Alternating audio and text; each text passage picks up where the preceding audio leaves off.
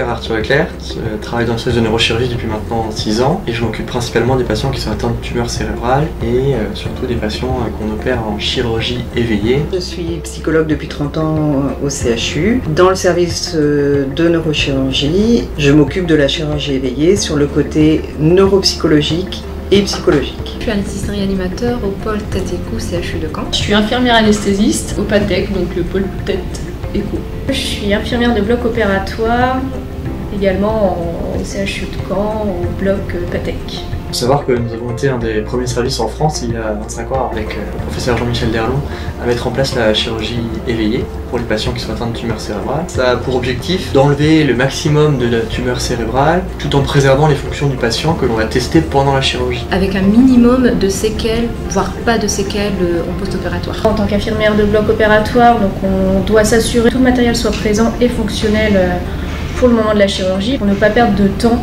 que le déroulé de la chirurgie soit vraiment fluide. Un de nos rôles également est vraiment de s'assurer du respect des règles de comportement au bloc, à savoir l'hygiène, la stérilité. En équipe, avec l'anesthésiste et les infirmières de bloc opératoire, nous essayons de rassurer la personne au maximum.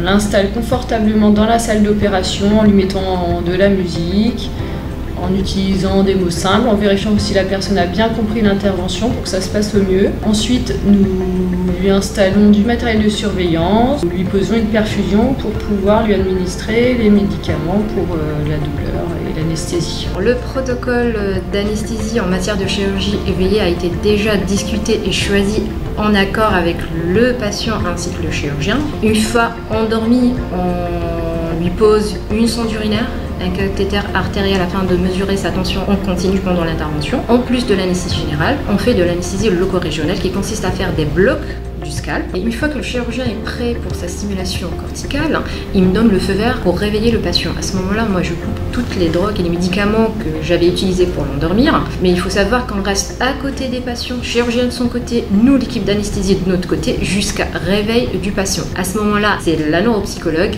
qui devrait intervenir avec le chirurgien.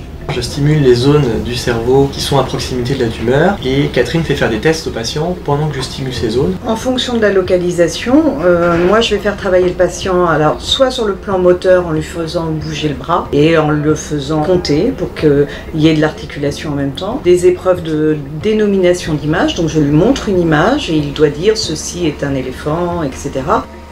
Et dès qu'il commence à y avoir un trouble, on stoppe la résection de la tumeur, ça on préserve la fonction neurologique, donc on évite les déficits neurologiques post-opératoires, tout en n'ayant pu enlever le maximum de tumeurs possible.